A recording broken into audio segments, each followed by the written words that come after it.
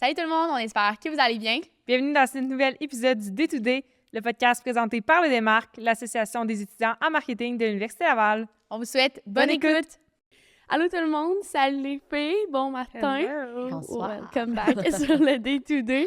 Alors aujourd'hui, justement, on a Chloé qui est avec nous comme d'habitude, puis aussi on a Ophélia, merci d'être là. Ben merci les filles de m'avoir invitée. Comment tu vas? Ben ça va super bien, vous autres? Oui, ça va bien. Est-ce que c'est ta première expérience de podcast? Ben on en a fait un en live là, dans le temps de la pandémie. Mettons, là. C'était comme Facebook. Non, c'était pas Facebook Live, c'était... Ça se peut. Ça se peut? Oui, ça se peut. Instagram, Facebook? Je sais plus, je Un m'en des sais deux. pas. Mais OK, bref, c'était un podcast. ouais, j'ai Ok, fait ouais. des genres de podcasts puis tout pendant la pandémie, mettons. Ouais.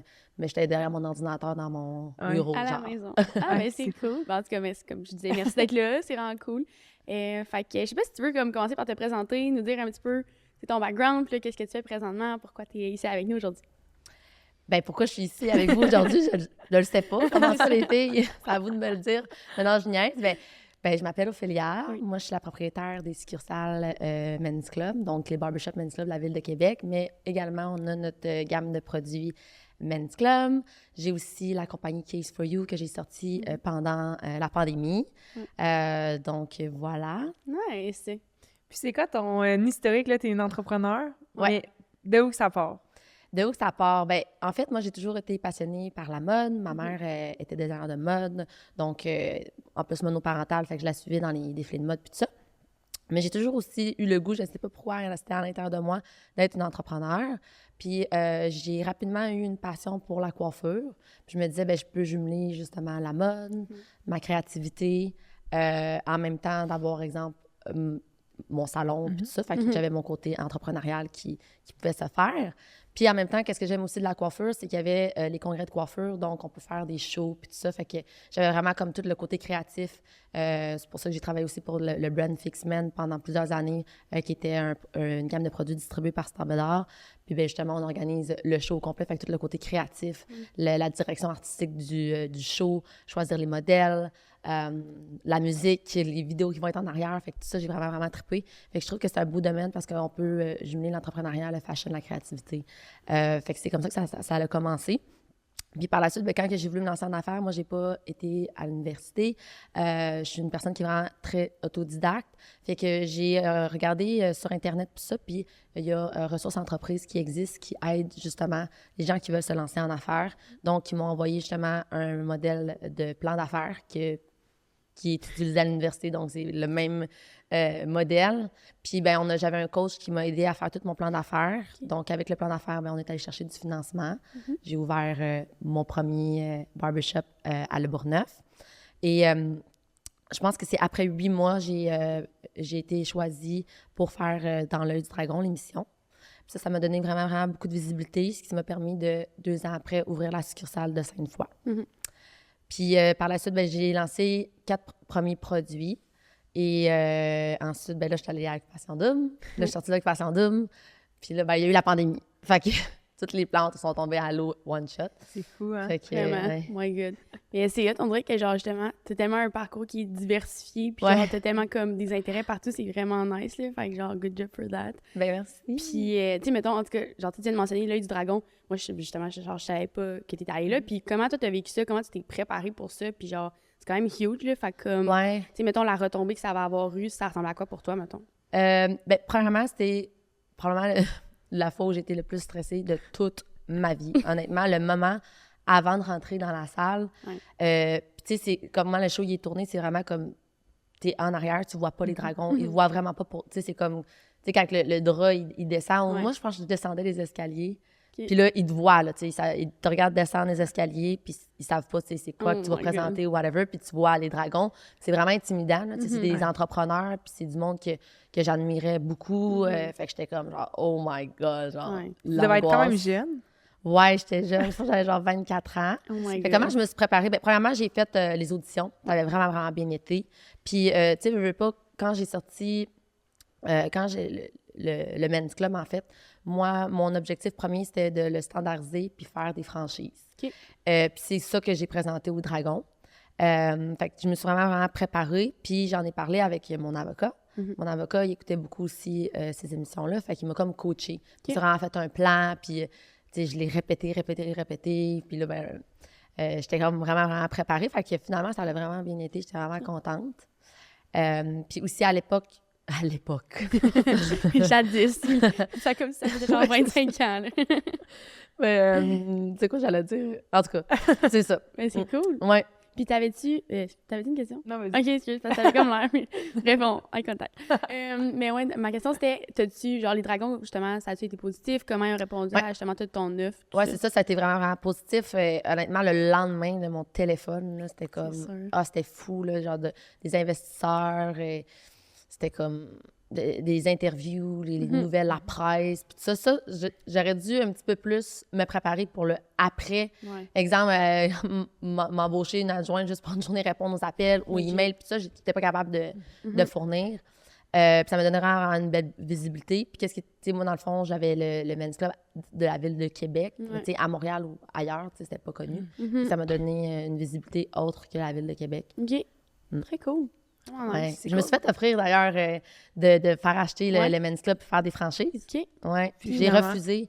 Ben parce que dans le fond, eux, l'objectif, c'était comme ils m'ont fait une offre, puis ils voulaient que je reste travailler dans l'entreprise, que je sois comme directrice, dans le fond, avec un salaire, genre, même ils me laissaient plus beaucoup de parts. Moi, mon objectif, même si c'était petit, j'avais juste comme la succursale de Le Bourgneuf à ce moment-là. Puis j'étais comme non, moi, je suis vraiment visionnaire. Fait que moi, mon brand, je voulais l'amener là. Ouais. Puis je voulais pas être employée. Fait que j'avais refusé. Je comprends, c'est correct. J'ai un bon gros move de girl boss ici. Là. T'es vraiment non, c'est mon truc. Non, c'est ça. Puis tu l'as mentionné, t'es pas allée à l'université, après t'as été coachée. Là, présentement, comment tu fais pour encore apprendre puis encore te pousser au max, mettons? Honnêtement, là, c'est niaiseux, mais c'est Internet.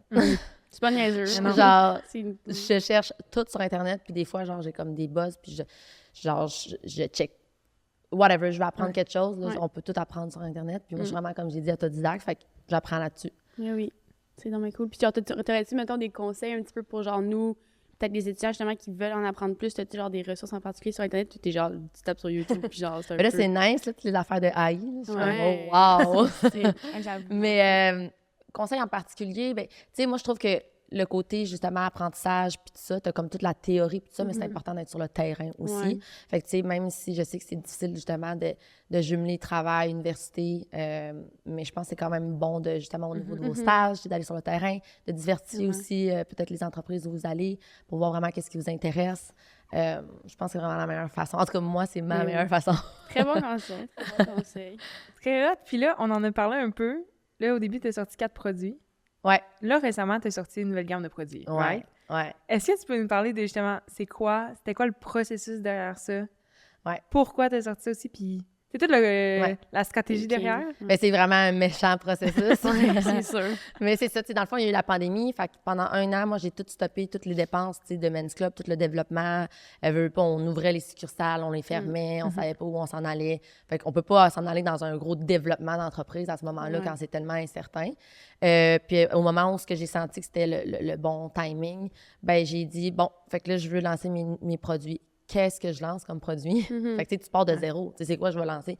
Fait que là, justement, j'ai fait des recherches sur Internet comme pendant des heures et des heures, des semaines. Fait que j'étais en idéation. Puis là, j'ai trouvé des idées au niveau de la gamme de produits. Je voulais avoir des produits qui sont sans parabènes, sans sulfate, qui ont des formules éco-responsables, m'approvisionner le plus québécois, que ce soit à la production aussi, faite ici, locale. Ensuite, ben, je voulais un brand vraiment masculin, fait que j'ai fait affaire avec une agence qui m'ont aidé à faire un genre de rebranding pour qu'on ait vraiment une vision au niveau de tout ça. Fait qu'on a fait toute l'idéation. Puis, je voulais avoir des alternatives éco-responsables. Fait que là, c'est sûr qu'on s'adresse à une clientèle masculine. Puis, c'est bien beau sortir des produits éco-responsables, mais s'ils n'utiliseront pas, ben on s'entend que ça marche pas. C'est comme ça. Ben oui. Fait que je voulais avoir un shampoing plutôt éco-responsable. Puis là, ben, je me disais, bon, j'ai pensé à tout ça. Puis, dans le fond, les hommes ont une tendance, mettons, au niveau du recyclage, ils vont pas nécessairement recycler leur bouteille de shampoing. Fait que je suis comme, par quoi je pourrais le remplacer? Puis, comme les hommes sont déjà éduqués à recycler leur canette de bière. Fait que j'étais comme, oh my God, peut-être qu'on pourrait mettre le shampoing dans la canette de bière.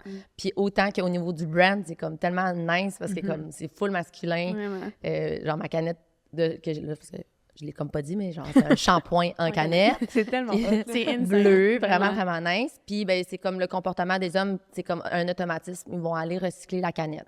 On a fait vraiment beaucoup de recherches aussi avec Éco-Leader pendant le projet. Puis, justement, le plastique, souvent, même s'il est recyclé, rendu au centre de triage, il n'est pas nécessairement recyclé. Tandis qu'une canette, ça va être 100% recyclé. C'est durable. Fait que c'est comme si on est capable d'avoir notre côté éco-responsable pour ça. Puis on essaie de trouver des alternatives aussi pour les autres produits parce qu'on en a encore avec du plastique, mais tu sais, c'est comme étape par étape là, pour faire mieux. Fait que bref, c'est ça. Fait que ma gamme de produits, ben là, j'ai sorti aussi des produits coiffants parce que pour moi, c'était... Évidemment, on fait des coupes de cheveux, fait que ça nous prenait nos propres produits coiffants. Exact. Puis on a aussi un sérum qui aide à faire pousser la barbe. Fait que c'est aussi l'idée comment elle m'est venue, c'est que mes clients me demandaient tout le temps, as-tu quelque chose qui aide à faire pousser la barbe, à la rendre plus fournie ou au niveau des trous, au niveau de la barbe. Fait que dans le fond, j'ai comme sorti ce produit-là. Puis ça a été beaucoup de recherche et développement pour avoir ce produit-là puis de tests. C'est insane. Ouais. OK, là, ça fait vraiment beaucoup de stock. J'ai genre 1000 questions. Ouais, c'est comme... Mais moi aussi, je suis comme, mon Dieu, là, c'est vraiment... Et moi, là, je jase, fait qu'arrêtez-moi. Moi, je suis genre, tu me poses une question, je te parle pendant 5 minutes, ça n'a pas de bon sens. En tout cas, bref, c'est ça, tu viens de me donner plein d'idées de cadeaux pour mon chum. Fait que je suis vraiment down. Mais, OK, première question, c'est... Ben, c'est pas une question. OK, commentaire, plutôt. Genre, à quel point c'est insane comment vous avez comme recherché le thinking derrière votre cible, qui est genre, justement, les gars. Genre, c'est tellement insane pour vrai, genre, de penser à la canette. Puis genre, pour vrai, moi, ça, je suis triple. Genre, c'est vraiment comme props à vous. Puis l'autre affaire que je voulais dire, j'ai un blanc, fait que tu peux y aller sur une question. Mais juste dire, tant que t'as un blanc, dire, la canette aussi, c'est qu'il y avait un process de dire comme, bon, là, la canette, tu fais quoi? Tu la mets dans la douche? Là, comme tout le monde, en ce moment, vous devez vous poser la question. Genre, ça marche comment? C'est vrai. Mais c'est encore plus insane parce que derrière ça, j'ai trouvé une vraiment belle bouteille réutilisable noire mat. Puis, dans le fond, tu achètes ton starter kit qui est avec ta bouteille réutilisable. Vu que la bouteille réutilisable est vide, c'est une belle bouteille, genre comme une pompe à savon à main, mais comme vraiment belle, masculine. Fait que dans la douche, c'est vraiment beau. Puis, selon Santé Canada, quand que tu fais des produits, il faut que tu mettes les ingrédients en arrière, les textes, les descriptions, tout ça. Fait que c'est pour ça que tu as toujours des bouteilles avec plein d'écriture, mettons. Mais là, vu que je l'avais en vide, mais tu as comme une belle bouteille noire, mat, sans écriture. Fait que là, tu verses ta canette dans ta bouteille réutilisable. Puis là, tu achètes juste tes refills, dans le fond. C'est insane. Ouais. Très cool. C'est vraiment genre, même maintenant, les filles achètent genre la bouteille réutilisable pour mettre leur propre shampoing. Mais elle est vraiment belle. Elle est vraiment belle. J'ai checké, j'étais là. C'est sick, vraiment. Puis, mettons tout ça, là, tu me dirais, c'est combien de temps? Honnêtement, c'est... Tes recherches là. Ben, avant le lancement, c'est au moins 1 an et demi, mais comme 1 an et demi là, à travailler. Intense, pas de vie, là, genre, de stress. Puis là-dedans, t'es seule? Dans le sens, genre, ton équipe, comment ça... Je veux dire, toute la recherche aussi, genre, vers qui tu t'es tournée, mettons, pour t'accompagner là-dedans? J'ai quand même fait affaire avec quand même beaucoup de sous-traitants. On a fait affaire avec un chimiste externe. Fait que dans le fond, on a fait toute la recherche et développement avec lui. Ça coûte cher. C'est sûr. Surtout que j'étais vraiment piquée. Je suis dans le domaine, ça va faire 12 ans que je suis dans le domaine de la coiffure. J'ai travaillé avec le B2B, donc des coiffeurs dans les autres salons. J'ai fait des shows pour une compagnie de produits aussi. Fait que pour moi, c'était comme vraiment important d'avoir des produits insane. Autant au niveau de l'odeur, de la texture que ça fait dans les cheveux, autant que les clients qu'il fallait qu'ils aiment, que les coiffeurs. Fait que j'ai vraiment, juste la recherche et développement, ça a été vraiment long. Qu'est-ce qui est cool aussi, c'est qu'on a pu tout utiliser ces produits-là puis les tester sur nos clients. Fait qu'ils ne sont pas testés sur les animaux, mais sur nos clients. Mais tu sais, c'est cool parce qu'on peut avoir vraiment le feedback des clients hommes de nos produits, mais aussi, j'ai toute mon équipe m'a aidé aussi. Fait que je prenais tous les feedbacks aussi de mes employés qui sont dans le métier aussi. Fait que c'est comme si j'avais vraiment comme... Je réussissais à avoir vraiment comme les commentaires de tout le monde dans le process. Fait que recherche et développement, ça a été vraiment, vraiment long. L'idéation aussi, c'est niaiseux, mais juste les idées, puis qu'est-ce qui va être dedans, puis quel ingrédient, puis pourquoi. Puis après ça, ben recherche de financement. Parce que ça prend des sous, tout ça. Oh my God. Puis que là, ben, recherche de financement, ça, c'est quelque chose. Là, puis ta recherche de financement, il faut que tu fasses un plan d'affaires. Puis ton plan d'affaires, il faut qu'il soit ça coche. Fait que plan d'affaires, là, genre, je l'ai fait pendant 1 mois et demi, genre pendant des heures et des heures sur mon ordinateur comme une geek environ. Genre, je bougeais pas de là, je mangeais, je dînais là. Ça avait aucun bon sens. Mais bref, là, j'ai été chercher des subventions puis du financement. Puis après ça, ben là, on est c'est comme tout faire le site web. Puis ensuite, ben, tu as la mise en marché. Là, on est rendu à l'étape de la mise en marché. On a fait le lancement en octobre dernier, puis on est dans la mise en marché. Ça, c'est un autre beau défi. Ben c'est vraiment cool parce que dans le fond, comme vous avez vu, toutes les étapes, c'est vraiment tout le temps différent. Fait que c'est tout le temps des défis qui sont différents. Fait que, tu sais, mettons, je me suis lancée en affaires, ça fait 7 ans. Comme, il n'y a pas une année que ça a été pareil. C'est ça, c'est vrai.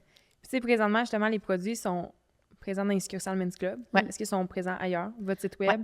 Oui, dans le fond, notre stratégie de mise en marché se fait sur 3 canaux de vente. Okay. Fait que dans nos succursales, Ouais. une boutique en ligne. Donc, on a tout refait la boutique en ligne. Je suis vraiment fière et vraiment belle. C'est vrai. Puis sinon, ben, on fait affaire avec un distributeur qui s'appelle Novico à Montréal. Ce distributeur-là, dans le fond, il distribue dans les salons, dans les salons de barbier. Ouais. Puis, fait qu'au B2B, dans le fond. Fait que dans le fond, on est distribué au B2B en ligne puis dans nos salons à nous. Puis à place, ben justement, comme je vous avais parlé, en fait, quand j'avais été dans l'Œil Dragon, on voulait vraiment faire comme franchiser le Men's Club. Pourquoi qu'on a décidé de changer de stratégie? Bien, à place d'ouvrir plein de succursales Men's Club, puis diluer un peu la marque, puis aussi, justement, au niveau de trouver des gens qui font les études comme barbier. Ben oui. C'est vraiment difficile à trouver. Fait que je m'imaginais mal d'ouvrir plein de salons puis pas avoir de staff. Tu sais, c'est comme... Vraiment. Le staff fait les coupes. Fait que s'il n'y en a pas, il n'y a pas de business, tu sais. Fait qu'à la place, je me suis dit, bien, pourquoi pas développer, tu sais, comme l'industrie du barbier avec mes produits, avec des formations, mais dans tous les salons à place. Fait qu'avec Novico, ce qui est cool, c'est qu'on a accès vraiment au B2B, au salon, puis les salons qui rentrent la gamme de produits, bien, on va dans les salons avec eux, on travaille avec eux. Fait qu'on travaille tout le côté service masculin, produit homme dans les salons à place, d'avoir nos propres salons partout. OK. Mais justement, ça revenait un petit peu à comme ma prochaine question. Tu sais, est-ce que ce distributeur-là, c'est lui qui approche les salons ou c'est eux qui viennent vers vous? OK. Oui, eux autres, ils ont des représentants. Okay. Puis nous, à chaque mois, ben, on va les voir, on parle aux représentants, on fait des promotions, on aide là, justement à faire le développement. Mais tu sais, eux, ils ont vraiment leur rep. Okay. Fait que c'est ça qui est le fun, ils s'occupent de toute la distribution au Québec. Puis là, on vient de signer avec un autre distributeur qui faisait comme Rimouski. Puis en tout cas, fait que là, maintenant, on est vraiment au Québec. Ouais. Puis là, ben, justement, on commence avec on a embauché une directrice du développement des ventes. Puis elle va s'occuper vraiment du B2B, mais en dehors du Québec. Fait que là, on vise le Canada. Wow! Ouais. Des beaux défis. Ouais. Oh, vas-y. Non, vas-y. Mais moi, c'est au niveau, justement, marketing. Là, on a parlé qu'au B2B, c'était eux, il y avait leur rep. B2C. C'est comment tu fais ton marketing pour aller chercher, justement, les hommes? Oui, c'est fou parce que c'est tellement, genre, 2 business différentes, on dirait. Là. C'est tellement différent parce qu'au B2B, tu vends au B2B qui va vendre au B2C. Fait qu'il faut que tu coaches un peu le B2B pour le vendre quand même parce qu'au bout de la ligne, ben, c'est le client qui va l'avoir, tu sais. Mais le B2C, c'est en succursale, comme dans mes barbershops, c'est vraiment facile parce qu'on est, le client est sur notre chaise, puis on est des experts, puis on leur conseille les produits, puis ils nous font confiance. Fait que ça va vraiment bien la vente par rapport à ça. Mais en ligne, c'est tellement différent, tu sais, de vendre des produits déjà à des hommes qui ne sont pas nécessairement encore habitués, genre, à prendre soin de eux, d'avoir des produits, puis pourquoi, puis quel ingrédient, comme nous autres, mettons, les femmes, on sait que c'est comme notre routine. Les hommes, tu sais, comme, ils ont comme besoin un peu plus d'un apprentissage par rapport à ça. Fait qu'ils essayent de lui vendre un produit en ligne. C'est vraiment, vraiment difficile comme stratégie, honnêtement. Mais je pense que d'avoir des produits hameçonnage, que j'appelle, comme exemple, vendre une pâte en ligne, une pâte à cheveux, ça va être vraiment difficile. Mais vendre, exemple, un concept de canette comme j'ai ou un produit qu'on a comme jamais vu qui aide à faire pousser la barbe, ça, c'est mes produits hameçonnage qui va amener mon trafic sur mon site parce que c'est comme hey, wow, c'est nice, et comme comment ça marche. Puis après ça, ben, tant qu'à acheter un shampoing, il y a une pâte à cheveux, ben là, il va la prendre. Mais tu sais, vendre juste une pâte à cheveux, c'est ça qui était difficile vraiment. Fait que mes 4 premiers produits, c'est pour ça que ça a été difficile cette mise en marché-là. Puis que je voulais avoir vraiment comme des produits spéciaux pour le en ligne, tu sais. Ben oui. Puis, ben, pour faire du pouce un peu aussi là-dessus, tu sais, justement, tu as parlé que vous avez comme refait votre image, puis genre tout le branding. Est-ce que tu peux nous parler de comment, tu sais, y a-t-il une réflexion derrière tous ces changements-là? Puis, tu as dit que vous avez fait faire avec... Faites affaire, mon Dieu, je l'aime bien. Faites affaire avec une agence, puis mettons, genre, toi, à quel point tu avais ton mot à dire, puis genre, t'es arrivé avec de quoi, une idée dans ta tête, genre, comment ça a fonctionné de ce côté-là, mettons? Bien, c'est ça, tu sais, j'ai fait affaire avec beaucoup d'agences dans le passé, puis ça n'a pas toujours bien été. Fait que pour moi, ben, je l'ai vraiment, vraiment magasiné. Puis quand je fais affaire avec une agence, l'important pour moi, c'est que je veux vraiment m'impliquer. Fait que dans la stratégie, puis tout ça, je suis pas comme, faites-moi une stratégie, puis présentez-moi là, je suis comme, la gang, je veux quand même être dans votre team. C'est comme quand vous brainstorm, je veux être là. Je veux dire, je suis la meilleure personne qui connaît mon métier, ma clientèle, mes personas. Moi, genre, c'est comme, ben voici mes personas, voici mon branding. Genre, vous avez des questions, posez-moi là. Genre, je veux être dans la stratégie avec vous autres. Fait qu'ils m'ont vraiment, vraiment impliquée dans le branding. Fait que toutes les questions qu'il y avait. Puis après ça, on a fait des focus group. Ça, j'étais pas là. Fait que c'était le fun parce qu'ils pouvaient vraiment se faire une idée, mettons, du marché de façon objective. Fait qu'on avait pris, exemple, une barbière, un client du men's, un client qui est pas un client, là, quelqu'un qui est pas du men's, qui connaît pas ça. Ouais. Fait qu'on a pris vraiment comme puis de différents âges. Puis là, ben, ils ont fait un focus group, puis ils ont posé des questions, puis tout ça. Puis on s'est rendu compte que, tu sais, veux pas, le marché là, des produits pour hommes, puis tout ça, tu sais, pas qu'il est saturé, mais il y en a, là, des produits pour hommes, puis c'est vraiment difficile de se démarquer. Puis souvent, mettons, on va dire comme, hey, est-ce que tu es plus comme businessman ou, tu sais, on va essayer de catégoriser un personnage, mettons, dans le brand. Puis nous, by the way, c'était ça comme ça aussi, tu sais, comme notre slogan, là, il y a 7 ans, c'était comme le luxe d'être un homme, puis notre cible était genre des hommes d'affaires en complet, puis, tu sais, on avait même des silhouettes d'hommes en complet, genre, sur notre carte d'affaires, là, tu sais, c'est vraiment quétaine. Ça change, là. Ben oui. Mais là, au bout de la ligne, tu sais, à la place d'avoir un personnage, nous, notre thinking, c'était comme, au bout de la ligne, tu sais, pourquoi on prend soin de nous, c'est le feel good. Nous autres, c'est vraiment notre point où on se réfère, c'est feel good. Tu sais, pourquoi tu veux aller dans un barbershop, puis même nous, les femmes, pourquoi on prend soin de nous? Nous, c'est pour feel good. Pourquoi tu veux prendre tel shampoing? Qu'est-ce que ça... C'est comme... Ça fait se sentir bien. Puis ça, fait qu'au bout de la ligne, ben, c'est ça qu'on s'est rendu compte au Men's Club, c'est qu'on n'a pas juste des hommes d'affaires. Finalement, au bout de la ligne, hey, on a vraiment comme tous les types de personnages hommes, mais on a des jeunes, on a des gars de construction, on a des hommes d'affaires, on a vraiment, parce que dans le fond, on fait sentir bien la clientèle qui vient. Fait on n'a pas de clientèle cible. Au bout de la ligne, c'est juste le monde veut avoir un bon moment pour eux autres. Fait que ça, c'est notre thinking. Puis c'est cool aussi que ça allait évoluer, puis genre, tu sais, c'est super d'actualité, là. Je pense que genre, tu sais, maintenant, votre mentalité qui a un petit peu changé, justement, d'être comme plus inclusif, puis genre, tu sais, comme, que genre, c'est plus personnalisé, chacun comme sa définition d'être bien, puis tout. Fait que c'est hâte de voir aussi que ça a évolué. À la place de catégoriser, c'est genre vraiment pertinent, c'est super nice. C'est cool. Non, vas-y. Hey, pour vrai, on dirait que genre, ça paraît que ça fait un peu longtemps qu'on a fait ça parce qu'on est genre, c'est toi.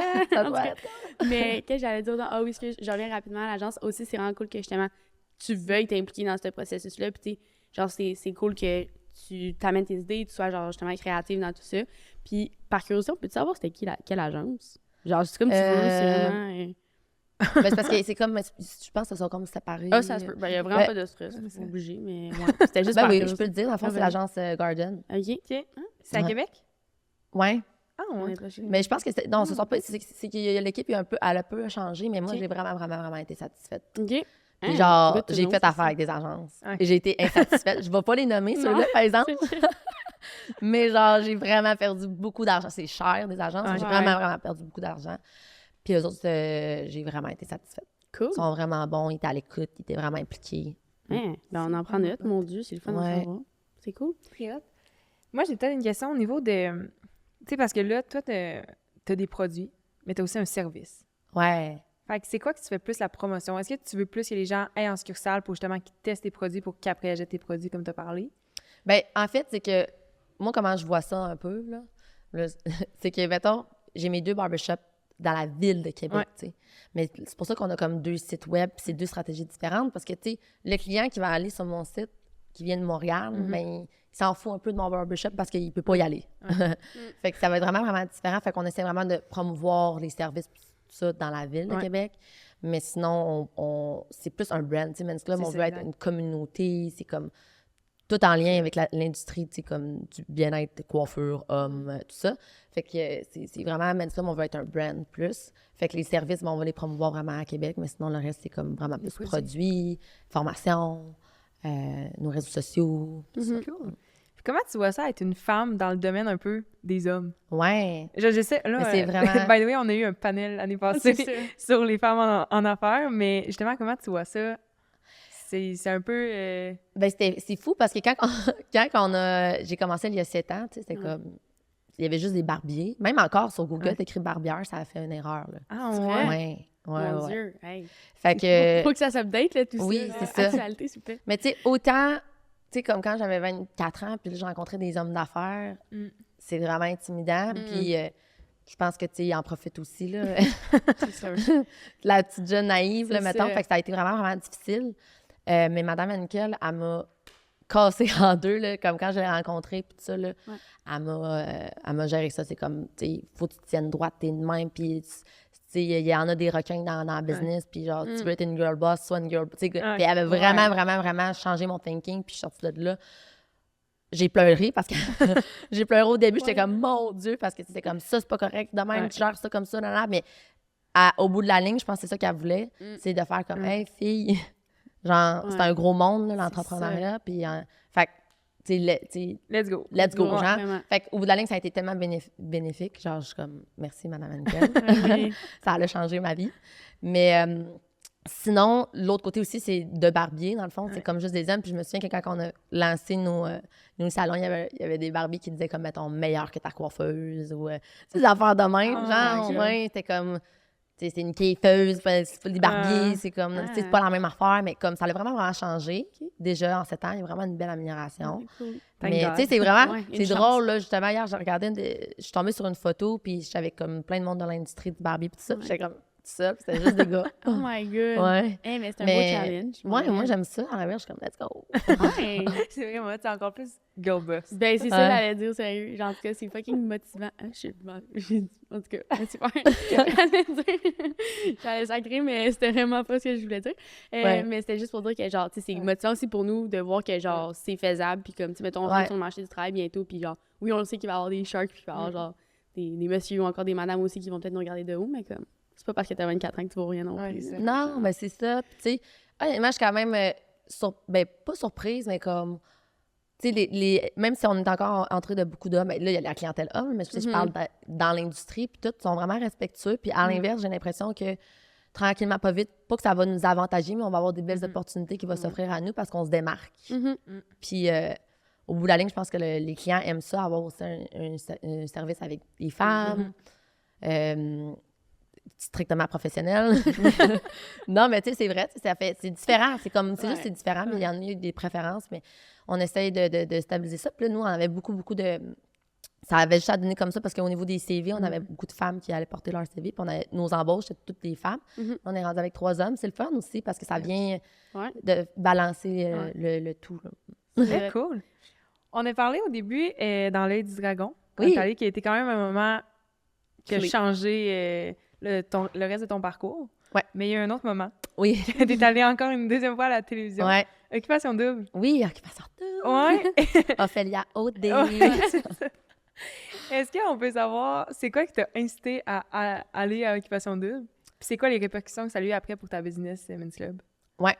Ben, first, j'ai toujours écouté OD. J'ai toujours aimé ça. Puis j'étais comme, plus jeune, j'aimerais ça, tu sais, comme quand t'as 18 ans, j'aimerais ça faire OD, tu sais. Ça a resté comme ça. Puis là, je me suis lancée en affaires, puis ça, je peux pas partir en OD. Puis j'ai fait 2 années de suite un investissement en publicité qui était ciblé à la Ville de Québec, parce qu'à ce moment-là, j'avais juste les barbershops. Puis dans le fond, je pense que c'était comme 15 000 $, puis t'avais 15 secondes par dimanche. Fait que t'avais mon vidéo, puis ça, c'est 15 000 juste le placement, tu sais, c'est pas les coûts de faire la vidéo, puis tout, là, tu sais. Puis ça m'avait vraiment donné des belles répercussions. Fait qu'on a fait la première année, puis c'était drôle parce que les clients arrivaient comme « Ah, comment t'as entendu parler de ça? »« Ah, ben tu sais, j'ai vu une pub à la TV. » Je suis comme « Ah, fait que t'écoutes Occupation double? »« Non, mais je suis comme « C'est parce que la pub, elle passe pendant OD. » Ah, ben c'est toute ma blonde, mais bref. On avait vraiment... ça a vraiment marché, on a eu plein de nouveaux clients, fait qu'on l'a fait une deuxième fois. Puis là, j'étais comme, mon Dieu, c'est cher, ça fait des belles répercussions. On voit juste 15 secondes, un par dimanche. J'étais comme, imagine si je suis dans le show. Ouais. Ça va me donner une vraiment belle visibilité. Puis aussi, quand je faisais des congrès, souvent, mettons, mes modèles, on prenait des anciens candidats d'OD, Sandrick, tout ça. Puis fait que quand je faisais un show, ben oui, il y avait du monde qui venait voir parce que, mettons, dans l'industrie de la coiffure, j'étais comme reconnue à cause que ça faisait des années que je faisais des shows et tout ça. Fait qu'à chaque année, on donne une nouvelle tendance. Fait que là, mais en même temps, c'est comme, oui, on va voir Ophélia, mais comme on va aller voir les boys. Fait que, tu sais, j'étais comme OD, j'étais comme, my God, ça l'amène du monde. Fait que j'étais comme, ben, je veux me faire connaître encore en dehors de la Ville de Québec. Fait que, comme, ça va être vraiment une belle opportunité pour ça. Puis, aussi, moi, c'était vraiment important pour moi de standardiser mes 2 business, mes 2 succursales. Fait que moi, dans le fond, j'ai des gérantes par succursale. On a des protocoles de standardisation. Tout est vraiment standard dans mes 2 succursales. Puis, on m'a toujours dit en affaires, faut que, genre, si ta business roule vraiment, vraiment bien, genre, ce qui prouve que ça roule vraiment, vraiment bien, c'est qu'elle peut rouler sans toi. Je suis comme, OK, on pourrait faire le test. Fait que, bref, c'était autant de la visibilité, mais en même temps, c'est comme un challenge aussi pour mon équipe, de voir à quel point, tu sais, que je peux avoir confiance, puis tout ça, mais j'avais vraiment confiance en eux, évidemment, vu que je suis partie. Fait que ça a été tout ça, mais tu sais, aussi, il faut que je sois sélectionnée, là. Je fais des auditions, mais ça a vraiment bien été les auditions. Honnêtement, je suis sortie de là, j'étais comme, c'est ça, je suis pris.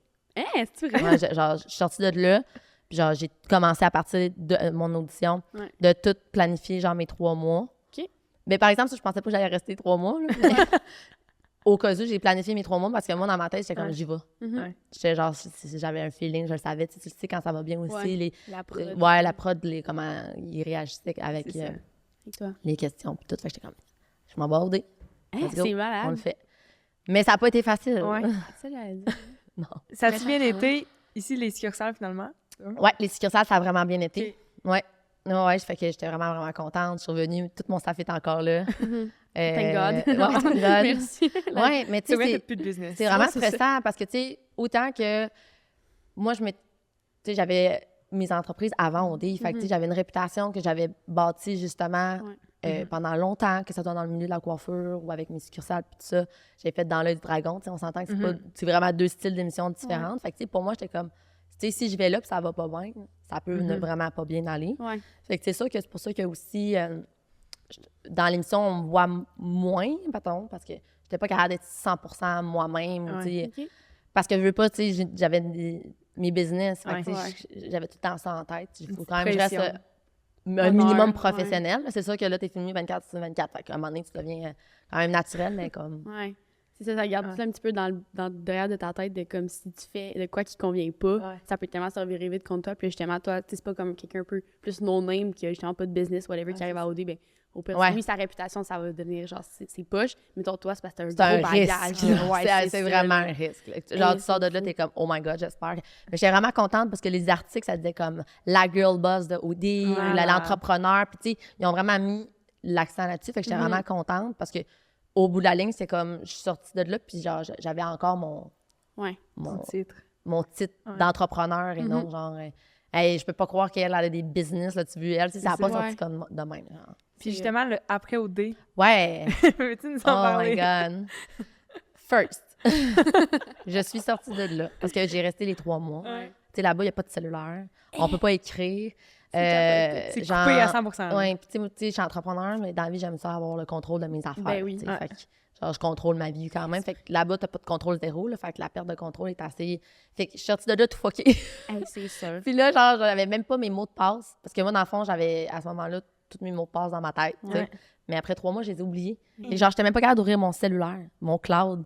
Genre, moi, tous mes fichiers sont dans Dropbox. Genre, j'étais même pas capable d'avoir accès à mes fichiers. J'étais juste comme... Genre, mon cerveau, il était comme du jello. Genre, j'étais comme... je peux pas être une entrepreneur. Je suis rentrée dans mes succursales, j'ai fait une crise de panique. Non. Ouais. Oh my God. Excuse-moi, je suis non. Oh my God. Elle a tout donné, gars. Ils ont tellement J'ai fait une crise de panique parce que j'étais comme...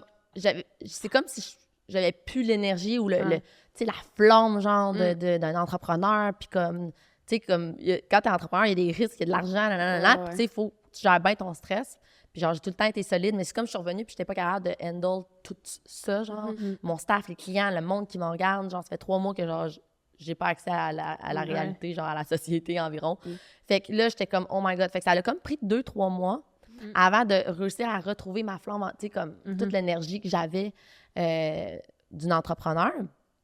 Puis, toutes les raisons du pourquoi que je faisais OD, c'était comme la visibilité quand je faisais des shows, avoir du monde. Fait que là, tout était planifié. Genre, j'avais enfin mon propre show avec mes produits, tout mon staff. Genre, c'était comme planifié en avril. Après ça, j'étais invitée dans plein de podcasts d'entrepreneurial. Genre, j'allais dans les universités donner comme des conférences. Fait que j'avais... À partir d'avril, là, tu sais, c'est comme... J'allais avoir, là, comme l'impact OD tant attendu. Et boum! Une belle petite pandémie qui est arrivée.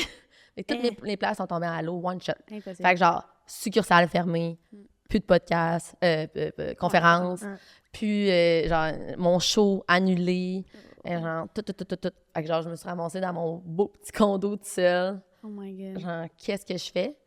Fait que, qu'est-ce que je fais? J'ai fait une dépression à ce moment-là, non diagnostiquée, mais comme que je suis capable de m'en rendre compte. Mais ça n'a pas duré longtemps, mais ça a comme pas super bien été, genre, mentalement à ce moment-là.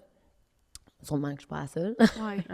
Que les plans sont tombés à l'eau. Fait que c'était vraiment pas un moment facile. Fait que tout, genre, le pourquoi du OD, genre... Fait que là, ben, j'avais les réseaux sociaux.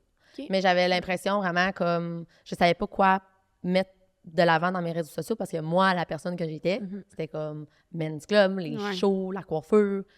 Genre, fait que là, je suis comme, OK, là, j'ai des abonnés, ils sont abonnés à moi à cause que j'ai fait Occupation Double, mais je suis pas capable de leur montrer mon mode de vie. Je suis enfermée dans un condo, là, en ce moment. Là. Mon contenu, il est pas très, très, très intéressant. Qu'est-ce que je mets? Tu sais?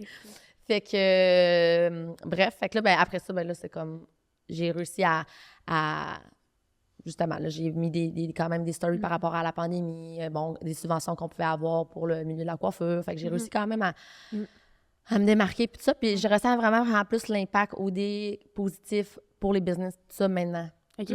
Quand même. Puis ça fait, mettons, quoi, 3? Ça fait 3 ans. Quand même. Oui, c'est parce que, tu sais, là, mon contenu, c'est du contenu qui me représente, c'est mes produits, mon staff. Tu sais, je trouve que, puis genre, je suis vraiment plus naturelle parce que je mets des affaires que j'aime. Fait que j'ai vraiment l'impression que là, le monde ne me suive pas pour voir ma vie après OD, ils me suivent pour mes vraies affaires, tu sais. Ben oui. Puis genre, justement, mettons, pour différencier, comme tu l'as dit, là, genre, dès qu'on a dit comme, on peut-tu parler d'OD, t'es genre, Ophélia OD, comment t'as différencié, justement, comme toi, puis ton branding, dans le sens, genre, t'es ta marque aussi, là, dans un sens, puis en fait, ta business, comme tu une séparation, genre, comment tu gères first, honnêtement, tu sais, à chaque année depuis, mettons qu'il y a Occupation Double, il y a beaucoup de candidats d'OD qui vont commenter les situations, puis tout ça, fait que c'est vraiment rare que je parle d'OD sur mes plateformes. Genre, c'est comme, moi, je suis Ophélia. Je suis pas Ophélia OD, tu sais.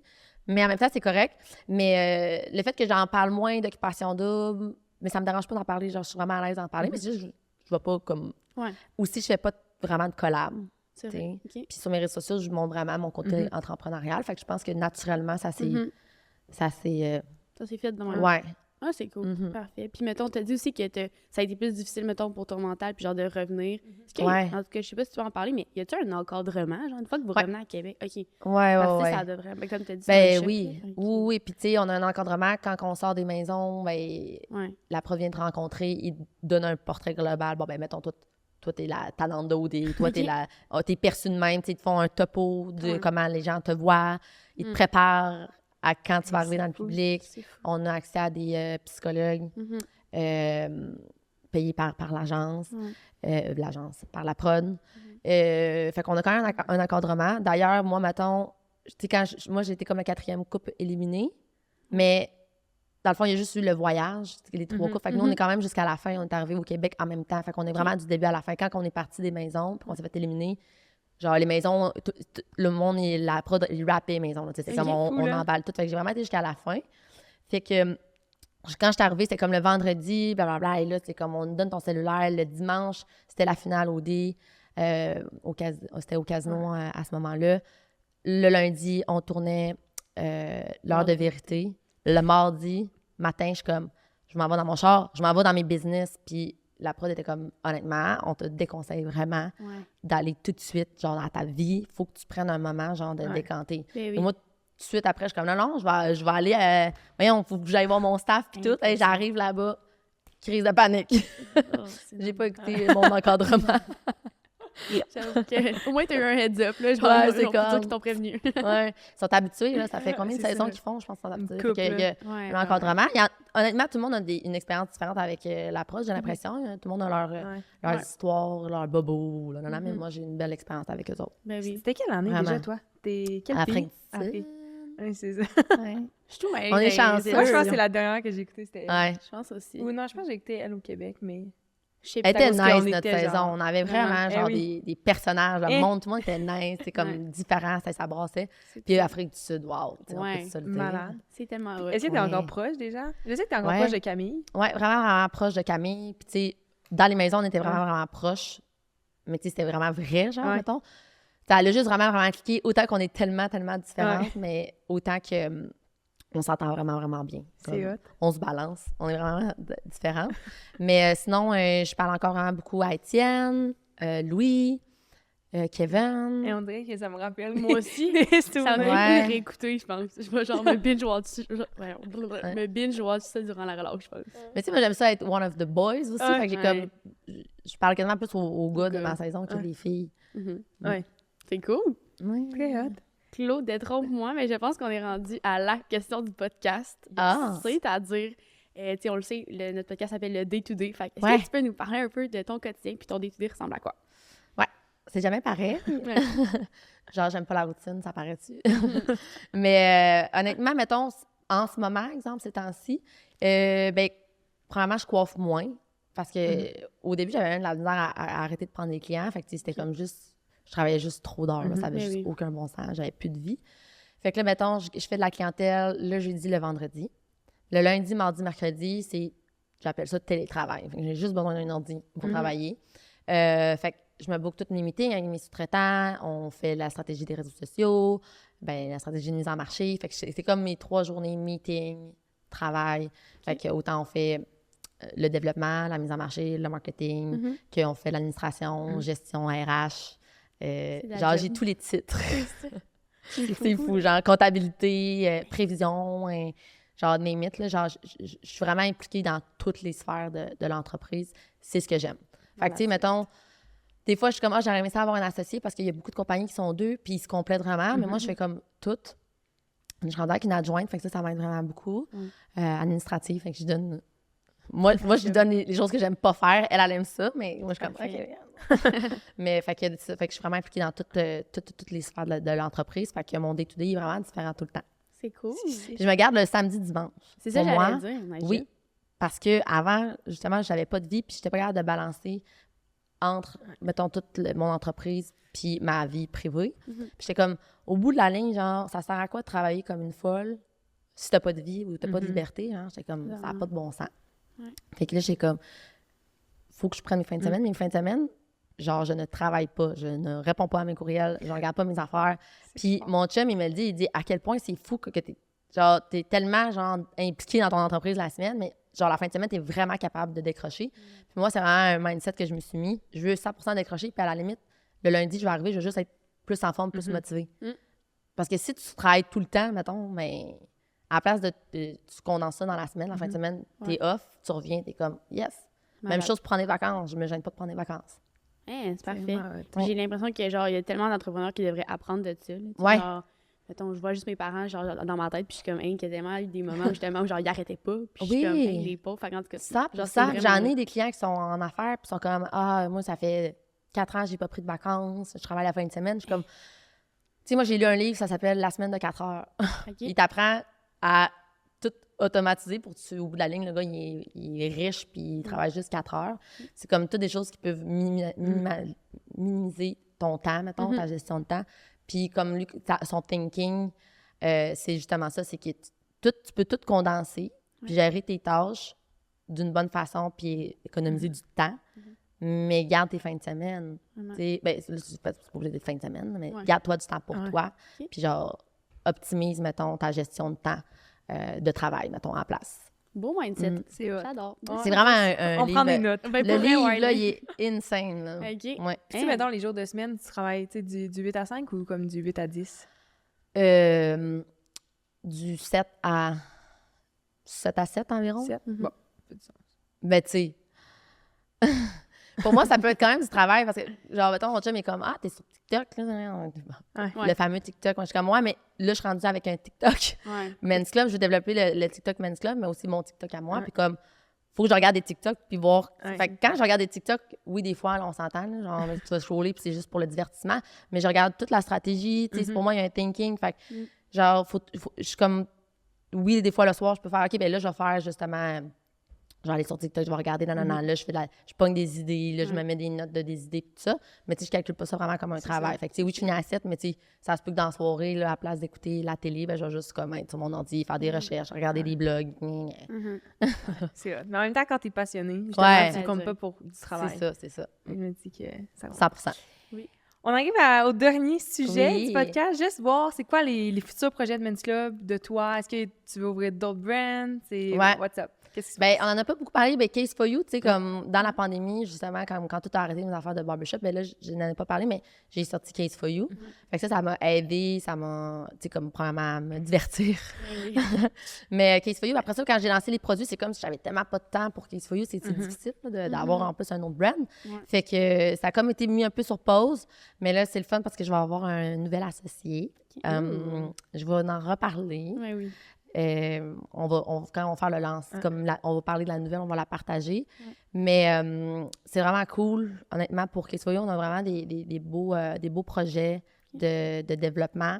Fait qu'on regarde pour avoir aussi de nouveaux produits puis tout ça. Fait que c'est sûr que ça peut être quand même à long terme, mais pour Case4You, il y a quand même du développement qui s'en vient. Fait que c'est comme Case4You, même si on a été un peu moins présent, ça fait pas en pente descendante. À l'inverse, on se restructure pour mieux repartir. Mais sinon, c'est sûr que pour moi, c'est pour ça que je voulais avoir une nouvelle associée. L'objectif, c'est que moi, je fasse presque plus d'heures là, pour Case4You, pour vraiment me concentrer Men's Club. Moi, comme je l'ai dit, ma passion, coiffeur, mode, puis là, j'ai vraiment trouvé ma branche pour le homme. Fait que je veux vraiment développer ça. Fait que c'est ça, mes futurs projets, c'est faire la mise en marché de mes produits en dehors du Québec.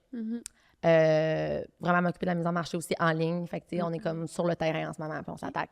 Nouveau projet, là, c'est tellement populaire la canette de shampoing avec la bouteille noire, puis on veut sortir le gel de douche avec une bouteille blanche.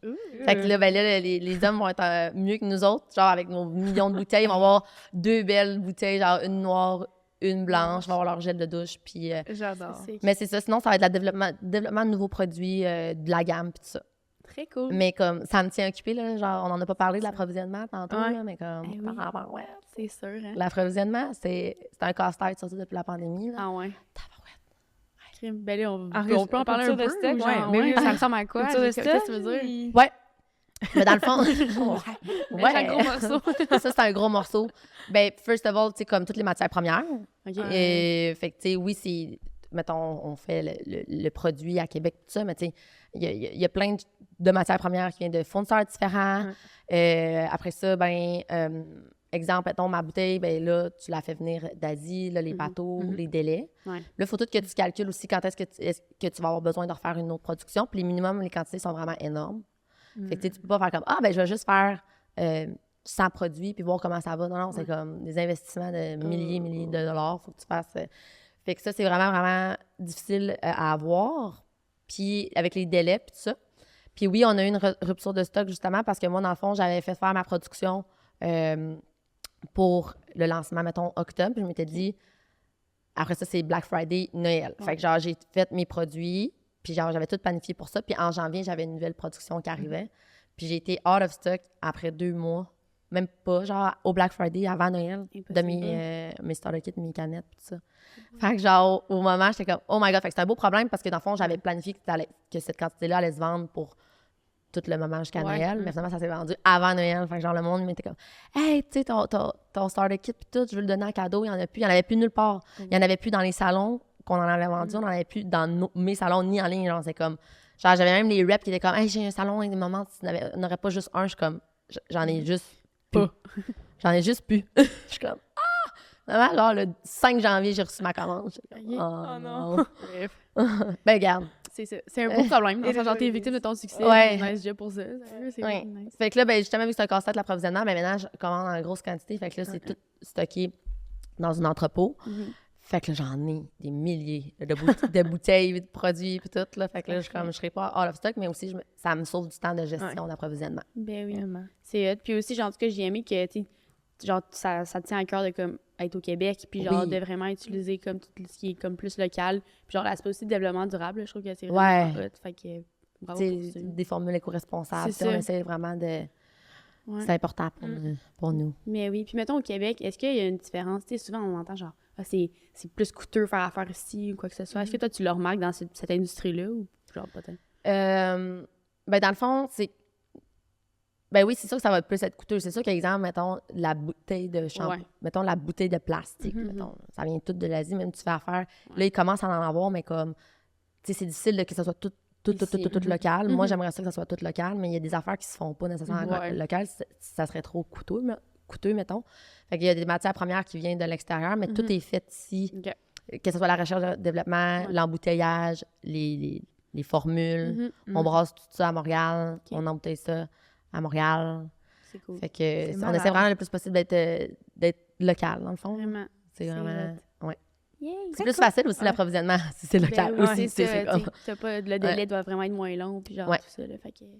Oui. C'est cool. Très hot. Ben, je pense que ça fait le tour. Pour vrai, merci beaucoup d'avoir été là. Genre, j'ai adoré. C'était vraiment intéressant. Merci les filles de m'avoir invitée. Ça fait Moi, j'aurais jasé encore. Ben, c'est ça, j'allais dire, tu reviendras n'importe quand, genre, on genre de ton autre business ou whatever. Fait que, merci, Poul. Ben, merci à vous autres. Good, puis merci à tout le monde d'avoir été là à l'écoute. Yes, Salut, bye! C'est ce qui conclut cet épisode du Day to Day, le podcast présenté par les Démarques. On aimerait remercier tous les invités de la 2e saison et également notre partenaire principal, Pizza Salvatore. Merci d'avoir été à l'écoute. À la prochaine!